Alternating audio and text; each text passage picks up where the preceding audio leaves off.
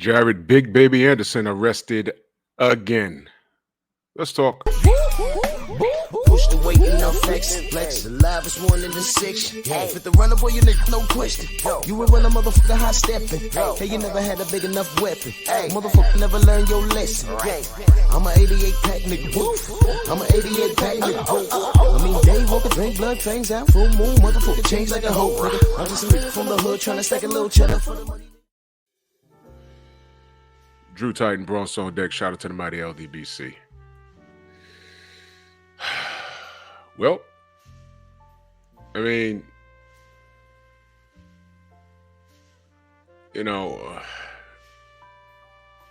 what could I say? What could I possibly say? I just spoke about his situation a couple of months ago. I'll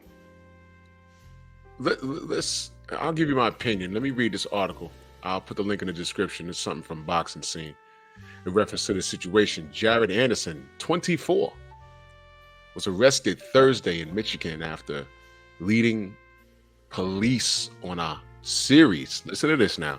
A series of high-speed chases, plural, officials said.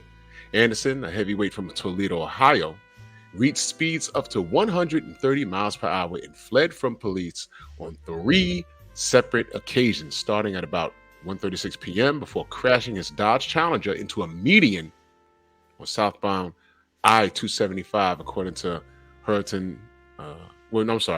Huron, if I'm saying it correctly, Township Department of Public Safety report. Anderson was arraigned by Wayne County 3rd Circuit County Saturday.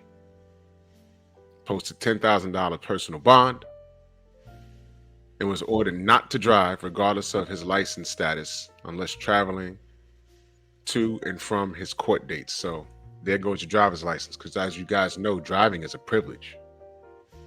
So that's gone unless he's traveling to and from his court dates. If convicted, Anderson could receive a charge of up to 5 years in prison, $1,000 fine, and 1 year's driver's license suspension. His next appearance date will be March 13th at the 34th District in Romulus, Michigan, for a probable cause hearing. And they say he was last in the ring against Andre Rudenko in 5 rounds, and was arrested in last November in Oregon, Ohio, for operating a vehicle while impaired and improperly handling firearms in a motor vehicle. The impairment charges were subsequently dropped from the November arrest. Okay. Link will be in the description. Here's my opinion. This kid needs help, and he needs more than his mother. Now, why am I putting emphasis on his mother? When he fought Charles Martin, he defeated Charles Martin. After the fight, he went back to the locker room, and he looked like he was crying on his mother's bosom. And, mothers are mothers. I don't care how big your kids get. Those are always your babies. And she was holding him like a baby. Hence the name Big Baby. This is a 6'5" behemoth of a man. And she's babying him. Now there's something else going on. I looked at that situation. I said, "Oh, that's cute," but I didn't want to make more than what it was. And then people started telling me, no, he has some issues. And I said, "What do you mean?" Then I remember he's walking around with this dog. I thought it was like a mascot or something. No, that was what you call a comfort animal. You have a license for those. You get a comfort animal because you got some mental things going on. What I'm noticing about some of these athletes is that they are mentally fragile. As athletically gifted, physically gifted, a lot of these athletes are, they're mentally fragile. And what you're seeing right here is a mentally fragile case. Now, I don't know what's going on other than what's written in the article. But to lead police on multiple high-speed chases and reaching speeds of up to 130 miles an hour. You could have killed yourself. You could have killed somebody. You could have killed the police that was pursuing you. I don't know why you was trying to escape them. I don't know what's going on. Who knows? I would love to hear his side. But here he goes again with a vehicle situation back in November. Well, you know the story. Driving while impaired and guns in the car. They did say that the impairment charges were subsequently dropped from the November arrest, but still in all, he was in violation. So there's obviously something going on with this young man.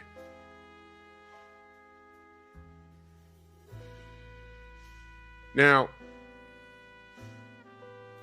I was blown away about the comfort animal. And at this point, everything he says on social media, I'm completely ignoring. You know, he says something crazy about Deontay. He said something crazy about Deontay after the Parker loss. And I just ignored it. I said, okay. He said something crazy. I was like, okay. He needs to worry about his own career. Because he's a heavyweight and he's in shark-infested water, believe it or not. But then I'm looking at this kid and I'm like, you know, what really, when I found out he had a comfort dog, not just a pet, you know, hey Fido, go fetch the stick. No, he has a dog to calm him down. Do you understand that's serious? That has depression written all over it. And then prior to him getting in trouble in November, the Roy Jones interview happened. He broke down in the ring. Roy more than likely didn't know it was gonna turn into a psychiatrist session. He stood there, you know, and he told Roy something to this effect. You know, what if Big Baby didn't? He's talking in third person. What if Big Baby didn't ask for all of this? Something to that effect. Roy looks at him and says, whether you ask for it or not, it's here. He starts crying and says, but I'm 23. And Roy had to give him a pep talk. Salute to the Pay for Listeners podcast. Shameless plug. Go subscribe. Roy didn't know that this Big Baby was going to break down in the ring and start crying. And I listened to it and I said, you know, I'm not going to clown the kid. Obviously, you know, based off of where he's from, he's getting a lot of support. And I can only guess that failure scares him, like it does most athletes that have weak mentalities. Let me give you an example of the difference in attitude and difference in mentality. So far, it seems like a guy like Big Baby Anderson, I don't think he wants to do this anymore. I didn't think he thought he'd be that good. He thought he'd, you know, get some fights. And he was already talking about retiring. He wanted to make a few $1 million and get out before he was 30, before he was 25 or 26 or something like that. Y'all let me know in the comments section. He said he wasn't going to be around this long. And you know what, young man? I agree with you. Get out. Get out. Because right now, whatever you was doing the other day that made you hop in the car and lead police on a high-speed chase, you could have killed yourself or they could have just shot you. Big Baby. Probably the reason why he didn't get shot was because they knew who he was. Big Baby, 6'5", 250 pounds, whatever you are, because you ain't training for nothing. He probably almost 300 pounds. He's a big kid. And now you're out and about getting in trouble. Now, back to what I was saying, the difference in mentality. I can only imagine what will happen if he gets in the ring in his next fight against a top 5 guy. Let's say he gets in the ring with Big Bang Zhang, and Zhang just snatches his food and breaks the plate over his head. It's not so much of the loss in the ring. In his mind,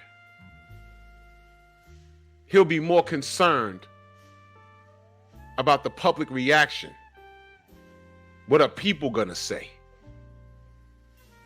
He will be mentally defeated. Whereas you get a guy like Roy Jones, who's been knocked out multiple times. Doesn't bother him. He's not embarrassed. Guys like Evander Holyfield, who's been knocked out a couple of times, not knocked unconscious, but you get what I'm saying. Been dropped. He's been stopped. The man's just not, these men are just built different. You can have all the physical attributes all you want, but if you don't have the mental capacity to maintain what you need to do in the sport of boxing, get out. This is not dunking a basketball. What made you hop behind your Dodge Challenger, whatever you was, your Charger, whatever you was, and lead police on a high-speed chase? I hope your mother, while she's hugging you, is telling you, you effing up, young man.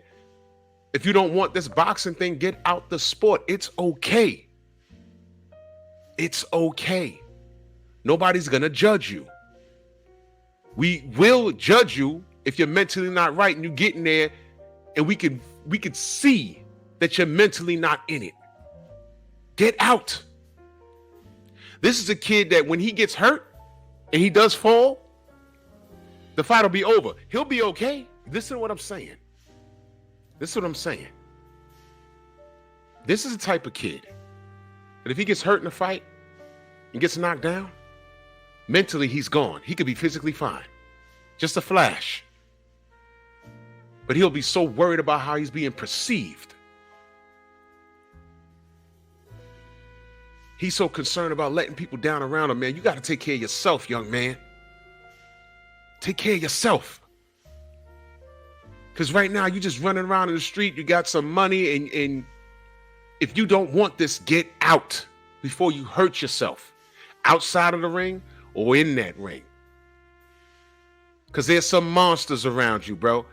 And now the people around your town and in the boxing injury are saying, in industry, now they're saying, hey, man, it's time for you to step up now. You could end up in the ring with Big Bang Zhang. You could end up in the ring with a guy like Daniel Dubois, who I've named the baby killer. He got rid of Miller, and you versus him is a damn good fight. Daniel Dubois already knows how to lose. AJ wasn't far from done. He's far from done, but, well, you know, the man wanted to retire, but that's a whole other conversation. But Daniel Dubois was a guy that allegedly, then confirmed, beat up AJ in sparring. So he was heir to the throne. Gets in the ring with Joe Joyce and quit. He came back. Got back in the title contention. Lost to Usyk. He came back. He beat up Big Baby Miller. The man knows how to lose already, but it's how he rebounded. And he's a legitimate threat. And he's about your size. But if you ain't got, what are you going to do? Hug your security dog? Your comfort animal? Stop the nonsense. Focus on the task at hand. You love your mama? Put her in a bigger house. But if you're not in it, it's okay, young man. Step away. No one's going to judge you. Step away. You're doing too much. This is getting on my nerves. But if any fighter, if their head is not in the game to the point where they're acting out outside of the ring, all of you get away before you hurt yourself. You ain't got nothing to prove to anybody out here. None of your followers on Twitter or on social media, X or whatever they call it, or Instagram or YouTube or Rumble, whatever. You have nothing to prove to anybody. Live your life. Because you get in this ring and you get your head knocked off because your minds ain't in it. You're going to regret it later. In the form of CTE. Unbelievable. Now let me know what y'all think, man. Bronx on deck.